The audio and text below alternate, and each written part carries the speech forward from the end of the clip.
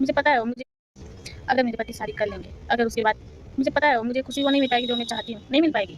उसके बाद जो भी मिलता था वो भी खुशी नहीं मिलेगी जब शादी हो जाएगी। एक बात बोल रही हूँ, अगर शादी हो गया, अगर खुशी नहीं मिली, अब क्या होगा मेरी ज़िंदगी के बारे में? शादी तो करवा दूँगी। उसमें सब कह रहे तुम अपने पति की खुशी नहीं देखना चाहती हो या नहीं करना चाहती हो, तो लीजिए करा दे रही हूँ। अब उसके बाद हम शादी हो जाएगी, उसके बाद तब फाइनली अगर बात हो गई थी तो क्यों ये आए थे बीच में उंगली करने? हाँ, जब मैं बोल दी कि जाने दो, छोड़िए, हम कोर्ट मैरिज कर ले रहे हैं, आप उससे शादी कर लीजिए, तो उस पर भी बहस पे बहस, ऐसा नहीं करोगी, वैसा नहीं करोगी। अभी हम ना माने, फिर हम पुरानी वाली डिसीजन ले लेते, अब क्या करेंगे ये लोग?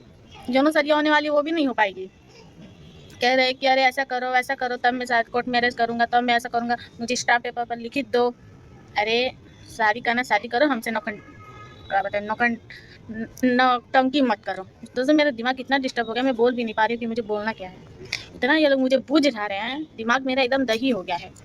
ये करो वो ना करो। अरे शादी कर रहे तो शादी करें। दुनिया की पहली औरत हूँ जो ऐसे, अब मैं अपने पति की शादी कराने के लिए मैं तैयार हूँ। ऐसी कोई औरत नहीं राजी होगी कि अपनी पति की दूसरी शादी करवाने में, अपने पति की दूसरी औरत के साथ देखने में, रात गुजरने में कोई भी औरत नहीं होगी, लेकिन मैं राजी हो गई। क्यों? अरे कब तक ऐसे भागेंगे भाई? कब तक ऐसे भागते हुए देखेंगे? कब तक ये क्या होगा? अरे मेरा भी दिमाग एकदम से, मैं बहुत डिस्टर्ब हो गई हूँ दोस्तों, मैं बहुत डिस्टर्ब हो गई हूँ।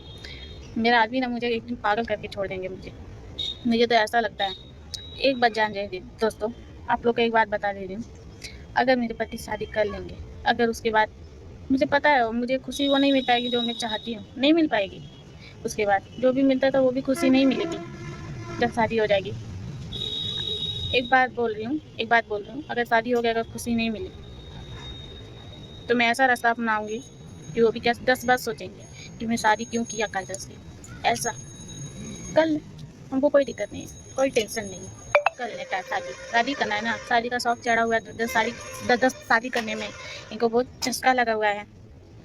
पता नहीं क्या बताऊँ। सबसे पहले तो मेरे पापा ही मेरा ज़िंदगी उजाड़ दिए थे, जिस दिन काजल को घर पर लाए थे उसी दिन मैं टूट गई थी पूरा। पता है दोस्तों, अच्छा दोस्तों, आप लोग गाइस नहीं किए होंगे कहीं, शायद मैं बता दे रही हूँ। जब से ये हमारे पति काजल को लेकर आए हैं, तब से मेरा चेहरा इतना डाउन हो गया है, इतना डाउन हो गया है कि लगता ही नहीं है कि मैं क्या मैं बताऊँ, जाने दीजिए, छोड़िए, कि मैं पहली तरह सलोनी हूँ। मुझे इतना झगड़ीन बना दिए ये लोग, कर जो चिल्लाते ये लोग ना, वही मुझे झगड़ीन बना दिए हैं। इतना ये लोग चिल्लाते थे, इतना चिल्लाते थे। शुरू में दोस्तों एक सवाल का जवाब मैंने नहीं दी थी। अब ये बताइए, आप लोग बोलते हैं कि सलोनी इतना बोलती है, इतना गुस्सा करती है, इतना चिल्लाती है, ये नहीं कभी सोचे हैं कि मेरे घर वाले कितना मेरे ऊपर चिल्लाते हैं?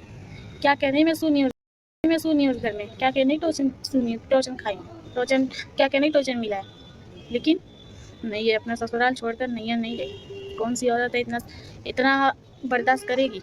आप लोग बताइए। अरे मैं हूँ, बर्दाश्त करके हूँ, मेरे अंदर इतना क्षमता है।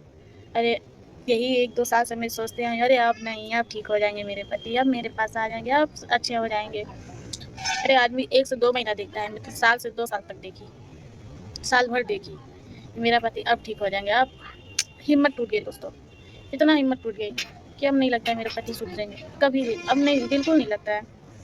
उस पर भी पापा भी पता नहीं क्यों, पापा क्यों ऐसा कर रहे हैं कि काजल को अपनाना है तो अपनाना ही पड़ेगा, कहाँ जाएगी? अरे वो जब मेरे ससुर जी बदल सकते हैं तो और सबकी तो बात ही छोड़ दीजिए। हाँ सब चमची है जो आ जाती हैं, पता नहीं क्या क्या बताओ, छोड़िए, जाने दीजिए। मेरा दिमाग वैसे ही खराब है, दिमाग खराब हो जाता है। पता है ये सब सोच सोच कर ना रात भर मुझे नींद नहीं आती है। नींद नहीं आने का कारण ये काला काला हो गया है, रात में नींद नहीं आती है, मैं सोती नहीं हूँ जल्दी, पता है, क्योंकि मैं सोचती हूँ ना, कैसे सो जाऊँगी कि जाने, अब काजल के पास चले गए तो, अभी कुछ हो गया तो, ये सोचती हूँ। अगर वही काम अगर हम किए होते ना दोस्तों, हमको जिंदा कर दिए होते ये लोग नहीं, मेरे पति खुद। लेकिन औरत, पता क्यों ना, औरत का दिल ऐसा क्यों है कि औरत लोग ना माफ़ कर देती है अपने आदमी को। अगर एक औरत अगर यही काम करे, काम ही क्या है, एक किसी आदमी के साथ गाड़ी पे बैठ के चले गए तो यही होगा, जो वही साथ घूमिए, वही साथ रहिए, वही साथ सुतिए, मतलब बहुत कुछ हो जाएगा, बहुत कुछ नाम रखा जाएगा उस औरत के ऊपर। लेकिन औरत लोग ना वही आदमी का हर बगलियों में सोते हुए अगर देख लेगी ना, नहीं कुछ कह पाती है, मुंह से नहीं निकलता है। पता नहीं कैसा ये दिल बनाए भगवान। हम यही कहते हैं ना, भगवान अगर औरत बनाए होते ना तो अच्छे से बनाए होते, इतना दर्द वाली औरत क्यों बनाए?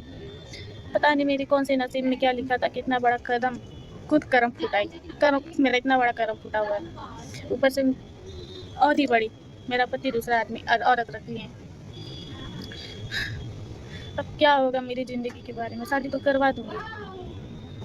सब कह रहे तुम अपने पति की खुशी नहीं देखना चाहती हो या नहीं करना चाहती हो, देख लीजिए करा दे रही हूँ। अब उसके बाद हम शादी हो जाएगी, उसके बाद क्या होगा मेरा? तो हम जान पापा ना दोस्तों बहुत अच्छी तरीके से जानते हैं कि शादी होने के बाद मेरा कैसा हाल हो जाएगा। तो सब जानते हैं, बोल नहीं रहे हैं लेकिन जानते सब हैं, लेकिन कुछ कहते नहीं हैं। उनको पता है। मुझे सब जानकर भी ना अनजान होना सबसे बड़ा स्वार्थी वो होता है, सबसे बड़ा स्वार्थी। चलिए ठीक है, हम तो सोचे थे कि मेरा आदमी मेरा हो जाएंगे, ठीक हो जाएंगे, अच्छे से हो जाएंगे, मैं अपना लूँगी, अच्छे से रहेंगे, ज़िंदगी काटेंगे। कहते थे अरे तुम्हारा बच्चा नहीं होगा हम गोद ले लेंगे, तुम टेंशन मत लो, तुम्हारा कसम खाता हूँ, अपनी माँ की कसम खाता हूँ, मैं नहीं रखूँगा दूसरे औरत। रो रो कर उनसे गले लग कर रही थी कि आप ऐसा नहीं करेंगे ना, कहते नहीं करूँगा, तुम्हारा कसम खाता हूँ। ये वो मेरे जब आदमी को मेरे कसम का कोई वैल्यू नहीं है तो और चीज़ की तो बात ही छोड़ दीजिए। जो अपनी औरत की नहीं हुए, असली औरत की नहीं हुए तो उस औरत की क्या होंगे। स्टाम्प पेपर पे मैं लिख के दे दूँगी और काजल को एक ना एक दिन वो ज़रूर छोड़ेंगे। एक बात जान लीजिए दोस्तों, हम ना स्टाम्प पेपर पे लिख के दे दूँगी और काजल को 1 नहीं 2 साल में ज़रूर छोड़ देंगे।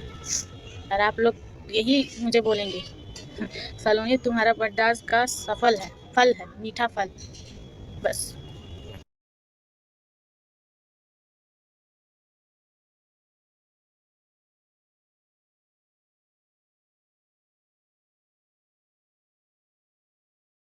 एक औरत को सबसे ज़्यादा लाचार और मजबूर और परेशान करने में अगर किसी का हाथ होता है तो वो होता है उसके पति का। और यही सारी चीज़ें सलोनी के साथ हो रही है, क्योंकि राज ने सलोनी को इस कदर लाचार और मजबूर कर दिया है कि भाई उसके पास अब कोई रास्ता नहीं बचा है।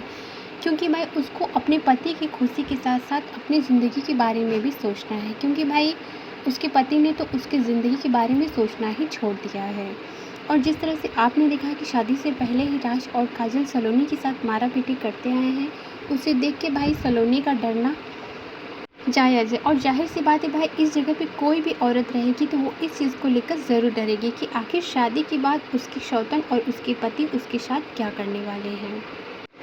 और इन सारी चीज़ों में अगर सही चीज़ों को देखा जाए और सही अंदाज़ा लगाया जाए तो यहाँ पे साफ गलती सरिता मैडम और उनके हस्बैंड की आ रही है, क्योंकि भाई एक घर का गार्जियन होने के नाते उनका ये फ़र्ज़ बनता है कि बिगड़े हुए बच्चे को सही रास्ते पे लाएं। और इतना ही नहीं भाई, इस चीज़ की शुरुआत ही सरिता मैडम के हस्बैंड ने करी थी और वो लोग खुद ही चाहते हैं कि राज की ज़िंदगी में काजल आए, इसलिए वो काजल के जाने के बाद वापस से सलोनी की ज़िंदगी में काजल को लेके आए और अब ऑडियंस की नज़र में अच्छे बनने का नाटक करते हुए ये खेल पे खेल खेलते जा रहे हैं।